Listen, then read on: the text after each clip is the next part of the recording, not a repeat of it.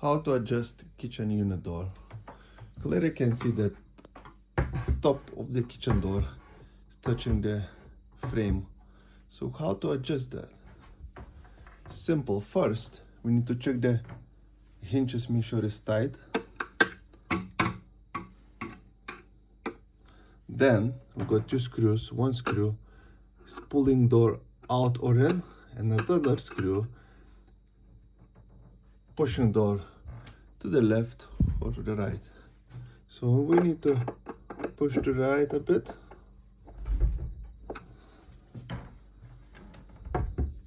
A bit more.